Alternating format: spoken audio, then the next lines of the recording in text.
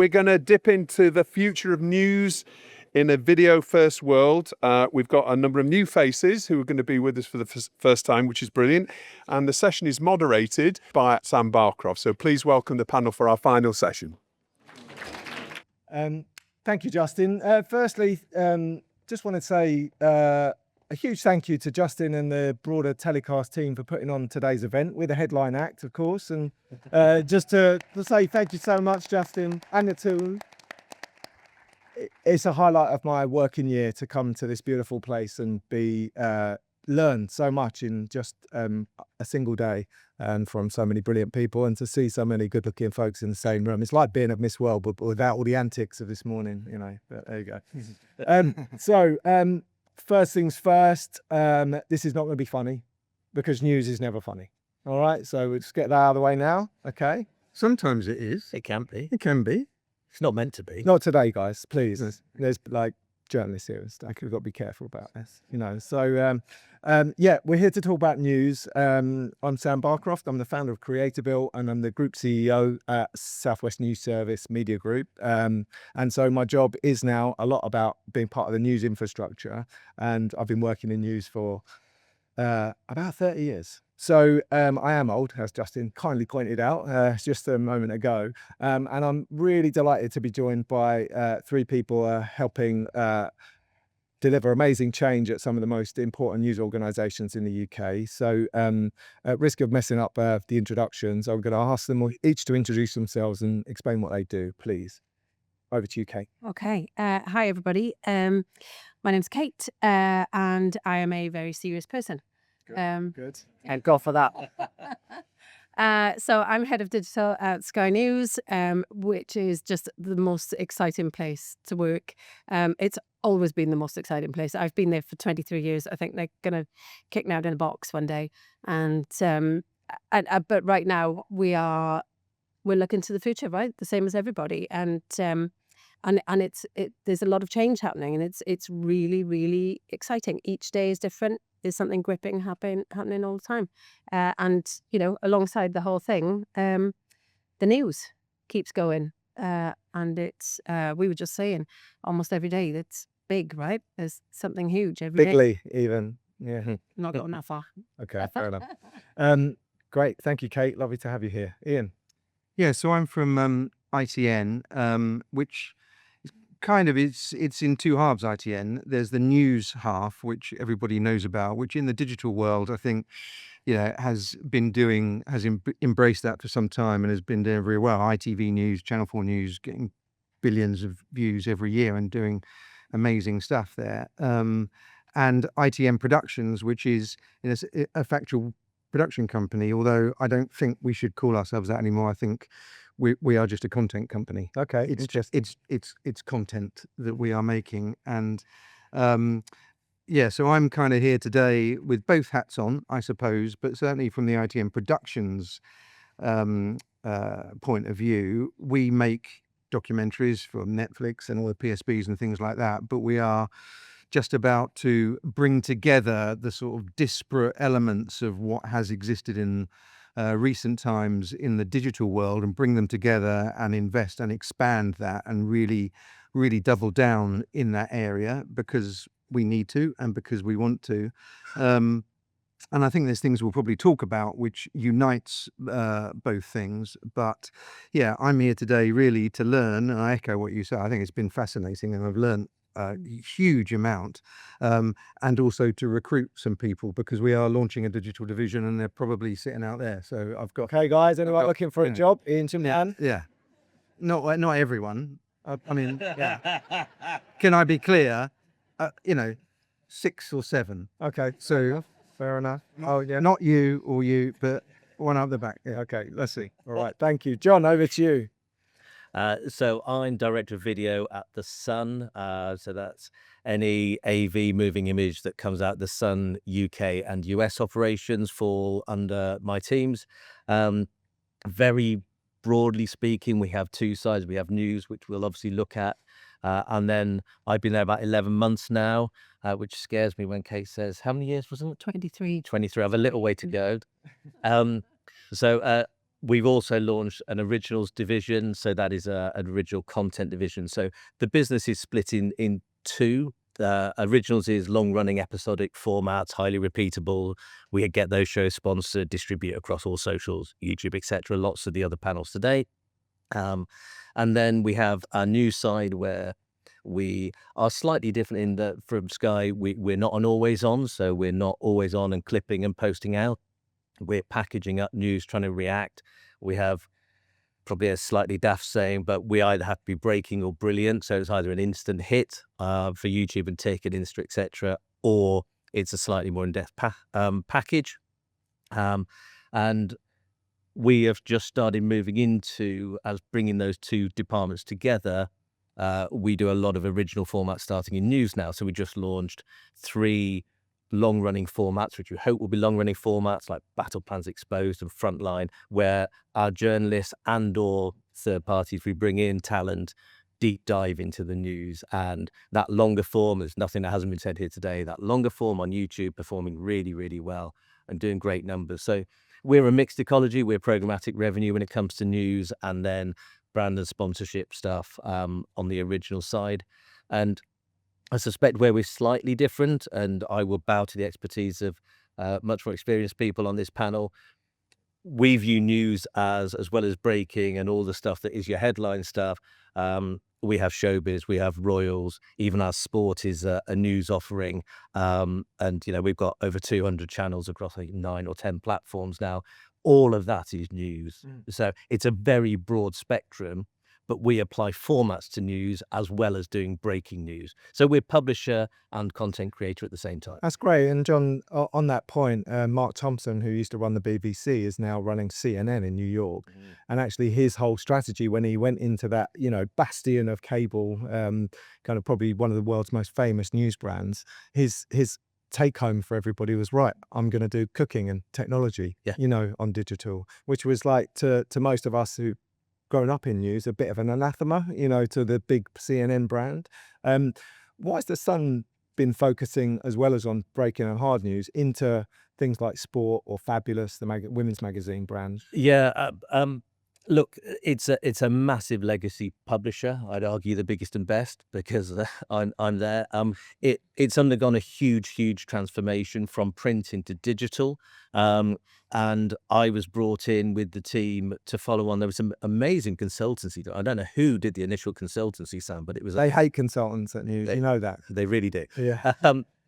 So I was brought in to sort of implement turning the Sun into a video-first brand, and that means going into every single desk, every department, whether it's backbench or sport or across the Fabulous pillars, etc., and putting video at the heart of everything we do. So a lot of what we're doing, I think Mark's absolutely right at CNN. You've got to have a diverse portfolio of revenue streams. I mean, I sound like an accountant, but you can't. News is difficult, especially for us because we're not an always on station. We're not like Sky. We're not a supplier to Channel 4 and ITV. So we've got to compete differently. And the exciting thing for me is that means we have to innovate. It means that we make video first. We use AI transcription to then create articles that then the very clever journalists turn into really nice packages and so on and so forth. But in the last 12 months, we have, I'm not going to say turn the tanker because a lot had been done before we got there, but video is actually at the heart of every single department now.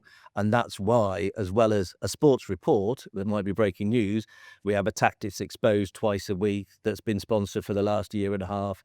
And that mixed ecology, it just supports each other. So news is critical, but video can create the content that we then report. And I think you've also transformed your commercial department as well to help kind of be fit for that set of content as well. Yeah, and look, that it's a massive challenge. When we say let's go video first, everyone goes, great, what does that mean? Let's make some video. Well, no, we've got to change all of our publishing plans. We've got to renew our audience and data department, and they've done a brilliant job there. Commercial have to adapt to sell video, whether it's formats or, but still keep up the programmatic revenue. I mean, we peeled off royals off our main channel like 3 weeks ago. So the main channel has 7 million subscribers on YouTube, just on YouTube for a second. We took royals off. That's a huge revenue risk. We launched it onto a new channel. We tripled the revenue already within 3 weeks. So it shows that that YouTube channel was capping it because they wanted war content and a little bit of All the hard politics, news and kind of hard mixing news with and soft news. Yeah. Meghan being annoying and I couldn't possibly comment on any of the royals. They're all absolutely marvelous, Sam. Yeah, of course, wonderful. Okay. No, but it's very interesting. It's a mixed ecology approach. And I suppose if I hop over to Sky, I was at a conference about a year ago where Sky reps were talking about video actually starting to educate how TV might be presented on Sky News going forward. Can you talk a little bit about that? Yeah, absolutely. So we very much feel like we've got a head start in video. We're a legacy video brand anyway. What we need to do, though, is make sure that what we are serving that video for and to and who and what platforms, that it's going to digital. So we are reorganizing basically our entire newsroom Right. to look at video first and digital first. Some of that will be breaking and live, but traditionally we are a breaking and live TV news channel. The amount of effort that we're going to put into that will change to focus on premium video. Somebody earlier on said a great thing about being the Louis Vuitton. Like that's what we want. We want to be the luxury brand in terms of video. Well, there are some new entrants in your world, aren't there? There are some new entrants, yeah. There's and we've got competition, but we very much feel like we've also got a newsroom full of experts in video, so we should be using them. Yeah. And that is our focus. And so does that mean that when your forward planning team are thinking about what they're going to be sending journalists to cover over the next week or two, that they're thinking a little bit more about exclusive packages and things like that? They're thinking about digital video first. Right. The first thing that they need to discuss is what are we going to do for digital video? What video we're going to serve to digital audiences? What should it look like? It shouldn't be a traditional TV package. It should look like something that a digital audience can understand. And we are kind of getting used to the idea that that stuff can also run on TV. Yes, well, The first few times it runs, it feels slightly uncomfortable. You know, the grammar is different. It's not a traditional TV package, but actually it works. And I think as the more we do it, the more audiences will just kind of feel more relaxed with it and be more comfortable with it. And how does that affect the vibe in the newsroom? You know, was it tricky at first to get people to slightly adapt, or? I think anytime you say the word change, people are immediately suspicious. And if you've got a room full of journalists, they're absolutely suspicious. But actually what we found is that people are up for it. We can see that the future is a digital future. It is a video first future. So people want to get involved. I mean, we've already got teams and teams worth of digital video experts, and they're absolutely fantastic. But what we need to do is use the other people that we've got in the room who are brilliant journalists and just upskill those guys in terms of digital video. And they're really up for it. They're really coming along. What we might think of as traditional TV correspondents are doing a fantastic job of adapting, changing. They're up for it. They're asking for advice constantly. It's going really well. That's great. Yeah, it is. People are open to it. Really fascinating stuff. Exciting times, as you say. It is exciting. Yeah. So in terms of ITN then, it's a bit like the other companies. You've got quite a good heritage in digital video. I remember Truthloader being an amazing ITN launch that I was very jealous of, probably. You are old, aren't you? Yeah. I put my first video on YouTube in 2006, so I am officially old. Yeah. But Truthloader was a brilliant innovation. Is probably the first anti-fake news kind of YouTube original back in the day, maybe a decade ago, more than that. More than that, Yeah. 15 years ago. Yeah, so It was a long time. So it's interesting, isn't it, for in these bigger organisations where digital's always been front of mind from a strategic point of view, but not always first in line for the cash and the investment, you know, or in sprints sometimes more than a sustained way. What is it, do you think, about your latest pitch for loads of money that's gone well compared to times in previously when they might have said, yeah, good idea, Ian, but we might not prioritise that just now? I might just make notes on. Yeah, always handy for everybody that's pitching for internal money. I think it's because it's no longer a luxury or a nice to have. It's a necessity. You've got to do it. You know, we have to do it. We have to do it to make money. We have to do it because it's logical, and we have to do it from a reputational point of view. And we are, we are a sort of slightly strange company. We got 3 competing newsrooms all in the same building, and we've got a factual production company. And as I said, That's because you provide the daily news for Channel 5. Channel 5, Channel 4, and ITV. You make all their and shows. and from January GMB as well. Wow. All in the same building.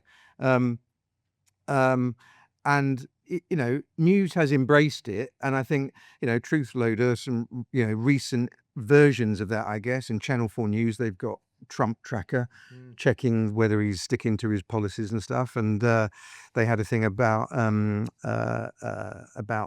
NHS and nurses and sort of data checking on that. I think the thing which is really important, though, and I completely agree with John about the definition of news is so broad, really. I was taught, decades ago that news is something which either you didn't know or you think you know, but you want to understand more about it. That's all it is, really. I think the thing that unites what we are doing in news and what we are trying to do in the new digital division, which is going to be born out of things that have already been commissioned. We have a short form unit which is making commission content, and we have existing YouTube channels already there. Is and we've talked about it a bit today, is trust and authenticity. The platforms change, but the principles don't. Okay, That's really important. Let's say the word AI, or Ali G would say "I." But having sorry, I did say I wouldn't do any dad jokes, so I have to apologise for that one. You were right. The news isn't funny. It's not funny, is it? Well, some of us aren't. I suppose it's an opportunity in disguise for us in a couple of ways in the news industry, isn't it? Yep. Because let's be honest, most AI stories or most AI text that comes out is still, it's failing the Turing test now, apparently, which means we can't tell whether it's true or not. But I think viewers want to know if things are true or not, don't they? They really do. 100%. And we have got TikTokers now that are news TikTokers with tens of millions of followers who don't have to follow any protocols or guidelines or, the way it's done, which is, I suppose, what we all have to do every day. How are you thinking about AI, guys? And let's cut to it. We're probably all using it a bit, but what are the rules of engagement for you guys in terms of AI and how it's thought about in your newsroom? I think it's so exciting. It's really, really exciting. But at the same time, it's not going to replace humans. We believe in humans. Absolutely. Yeah. They are going to be the arbiter of what we put out ultimately. How we use AI is, I think, is just going to keep developing, but it's an experiment at the moment. We're learning how we can use it to our advantage without actually replacing trusted human beings who are, exceptional journalists and experts in their fields. But that's what it is. If you see one of your anchors who you recognise as a Sky News face, and they're standing in front of something that's on a channel with Sky News, you're going to feel more reassured, aren't you, than if you just are scrolling TikTok hoping to find some information. Yeah, and we want to maximise on that. We want to make sure that people can come to us to fact check whatever it is they've seen somewhere else. Yeah. And make sure that, we can explain the world around us, even though everything else feels a little bit confusing and slightly destabilised. Actually, we're an absolutely stable series of experts on different topics, and you come to us for the budget at the end of the month. You can get your news from AI if you want to. Well, other news channels do exist, by the way, when it comes to the budget. Yeah, no, they don't. Yeah, they do. You'll find we've got the best experts. Right, I have to split these two up. They carry on. Yeah, let's move to John. A bit of sense here. How are you seeing AI in the news tower at the moment? I think careful is the watchword. Yeah. I think as trusted sources, like all 3 of these brands, I suspect we adopt it slower and with a lot more caution. For exactly that reason, there is so much AI news, and whether that's fake or not, if you are trusted, then play to your strengths, which is people come to you because they accept it. You've got the authenticity, the experience, all the stuff we've always talked about. I'd say there's another side to it. I mean, look, we use AI in terms of automation. I mentioned earlier, we put video first, we make the video, AI transcribes it into words, and that is the basis. I'm not saying that's an article, but gosh, it's easier to move words around and craft a story if you've got a basis already. So there's time saving. So automation, which I class as slightly different from AI, to be honest, I think we absolutely embrace in the workplace. But AI in terms of content creation, I think it's a very slow approach. The flip side is what we're doing a lot of is we're growing our journalists as, and I don't like to say influencers, but certainly with a much stronger social media presence, and we have specific projects pushing them out. So if you want your showbiz news or you want your politics news or a finance report, our journalists are found on TikTok and Insta and wherever else you want to get your news. So I think because we don't have the always on channel and the beast of a machine that you guys have, or, in our building that Talk and Times Radio and Talk Sport have and so on and so forth, we don't have that. So we go, well, we'll bring the news to you, and we'll bring it with trusted faces who hopefully have a bit of some tone about them and a bit of joy, and we try not to make it quite as morose as some other news outlets might. God, you lot are spicy, aren't you? That wasn't a you. Of course not, John. Of course not. It wasn't me, it was at Sky. We worked. Okay, that's finally. We worked together. we did a doc together. We did. But yes, yeah, and explain how that came about. It was a partnership. It was a genuine partnership, and I very much, looking back on that now, I see that as a sort of a bridge between the old world and the new world, the new way of working. I don't think we would have done it a few years ago because I think there would have been. I don't think we'd have done it 18 months. No, a suspicion or a cynicism about it, but it was a doc which John's team had done all of the journalism on, and about Madeleine McCann and about Christian B, and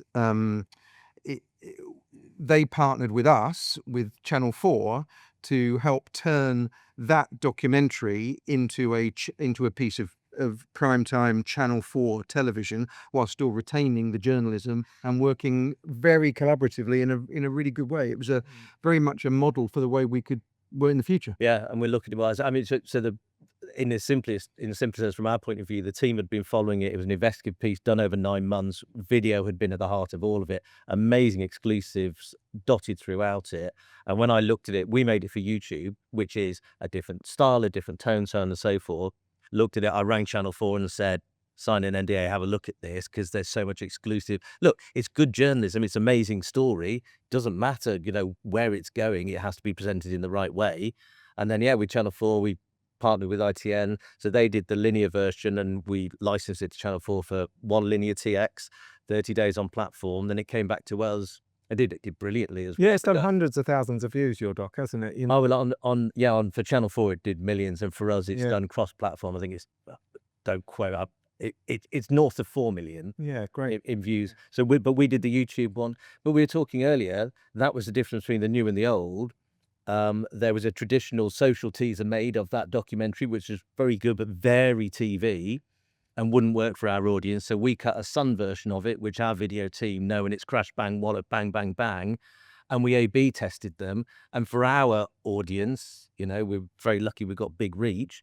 But for our audience, I think the A/B test was like 75% on our social cut versus the traditional cut. So learning from that. Courses for courses, yeah. Yeah, but where's the audience? Well, how do they want it presented? These guys did a brilliant job turning it into the Channel 4 doc. Exactly the same content presented in a different style and tone, music, voiceover, etc. We do a first-person narrative, go-get-'em approach for YouTube. And it could have flipped around, to be fair. I think it's such a crucial point. It's one of the key learnings of today. And I talked a bit about recruiting, and we are bringing new people in. But it's really understanding that if you want to start digital channels or you want to expand, then you need digital people, digital first. There is an arrogance and assumption, I think, about traditional legacy TV people, that you can employ people like that and they can pivot and become digital people. And of course, some people can, absolutely they can. But really, this is now a sophisticated, maturing industry where you need digital first natives who are going to take you to the next level. You cannot just assume that the standards and the techniques and the way that people like I have been working in TV for a long time are going to absolutely apply there. You've got to embrace it, but if you embrace it, you can't bring that assumption and that arrogance in a way to it. It's really important. Oh, I'll have to sort myself out then. I think that time is come and gone. Probably gone. You're a Okay. dinosaur. Yeah, People have been talking about it all day. Dinosaurus. It says I've got a few very good questions here. Thank you to my colleagues from Southwest in the audience. It's interesting here. It says, how are you guys making video content that's appealing and exciting to audiences on broad entertainment platforms? Because of course Sky will sit on the Sky box, and the Sun is surrounded by other kind of more entertaining content a lot of the time. How do you make news cut through in a world of basically a lot of entertainment now is trying to take people away from the agenda, isn't it? We're in difficult times, cost of living, economic challenges, and global conflict. How do we make news still cut through in that difficult space, do you I think? think sometimes news does it without anybody helping. Yeah. I think news sometimes is so astonishing, and that is the thing that you want to know about, right?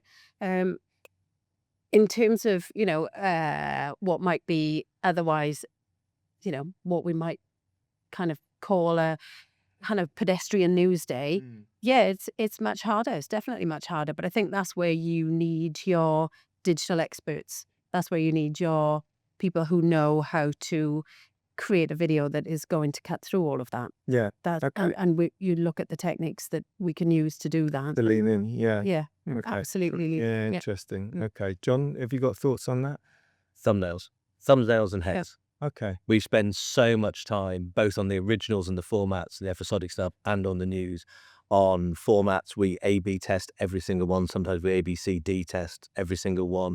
We monitor the data literally second by second from the first hour or two. We check in throughout the day. We're adjusting news stories, and we're applying learnings over the course of a 24-hour period. So just to disappoint all my journalists in the audience and all the students out here, it's not necessarily about the story anymore, is it? Oh no, it's always about the story. It is. It is. But if you don't, It's like- story in the world, publish and if you've got a crap headline on it, nobody's going to click, right? exactly. What you So- actually want is you want your audience to physically move their body to engage with your content. because if they don't click, So you they have can't- to be able to sell they it. can't see it. There is still a place for that. I mean, the definition of news is very broad, as we talked about Yeah. earlier. It is really broad. It's not necessarily death and destruction and hard news, but whatever it is, people want to know they can rely on it, know that it's sourced, know that it's reliable. But it's really important that whatever we do, we've got to evolve. We've got to meet people where they are, not where they assume to be.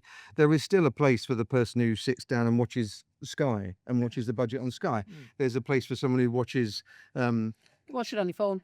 I mean, I won't be, but there is a place for that. There is a place for the person who sits down and watches news at 10. I'm going to watch Yeah. it. Sky. No, you won't. Okay, Ian, I'm going to cut. Is a good point. Yeah. We've got a minute left. I'm going to ask really clearly. If we spun forward 2 or 3 years and we think about how you think you'll be, what's the way you're going to be presenting news for each of your brands that you think is going to be the most important in the digital space in 3 years' time? John, it's a hard one, but you're furthest away from me, so I'm going to So start. you're going to land me in it. Yeah. Thanks. I think we're already doing a lot of it. I think there's a lot further to go, but I don't think too much changes. I think it's amazing journalists. We've got to raise their profiles. I think that's really important. News Especially, influencers. yeah, news influencers, keep evolving how we present it. I suspect that there will be a lot more collaboration. We touched on a big doc, but actually there's lots of conversation we're having with content creators, and there's going to come a time, we've got a big team on news and on originals, but we're going to reach a capacity. And at that stage, as a publisher with our reach, we need partners, we need content creators. And I encourage people to go, have you got stuff that would sit well on platforms? We're always launching new channels, and that's in news and originals. So I think we've just got to find more and more niches, more and more focused markets, up the journalists and how their visibility, and then just keep evolving how we present it. Okay. I don't know what it's going to look like in 3 years' time. I think it'll look incredibly different, and I suspect we'll be on probably 4 or 5 more platforms than we are currently, and I think half those platforms haven't even come out yet. Okay, great. Ian, how do you think it'll look different? I think a lot of the same things, really. I think it's a bit different for us. I think that for the newsrooms, they will continue to evolve and become more digital first. And a lot of things that John was talking about, I think are absolutely, I couldn't agree with more. And I think in our other area, in our sort of content area, that will evolve very, very, very quickly. I just think there will always be a place for news. There will always be a place for people to want to find out information in a trusted, authentic way. But I think content and that broader definition of information and telling people something new is so exciting. And what I think the most exciting thing is I don't know. Yeah. I don't know. Yeah, because it's good to and that's set that great. out. Yeah. After all this time, Yeah. that I don't know. And I think what's exciting is we've talked about, you can trial and test and change things. The old days of documentary, you used to wait, the next day, 9:35, the overnights come out, you get volume and share, and that's it. You move on to the next one. With all of this content now, you can tweak and change constantly. It's just so exciting. If it doesn't work, do something else. If it does work, do more of it. Brilliant. It's great. And finally, Kate, Yeah. Sky, Test and learn. test and Test and learn. Right. Absolutely. Okay. We are absolutely focused on. I mean, breaking news is never going to go away for us. We're good at it. We know what we're doing with it. We'll stick with it. It's our bread and butter. And we're experts in it. But otherwise, absolutely premium journalism, original journalism. It's the original bit is what AI can't do. That's right. Let's stay original, guys. Let's say thank you very much to these amazing peppers.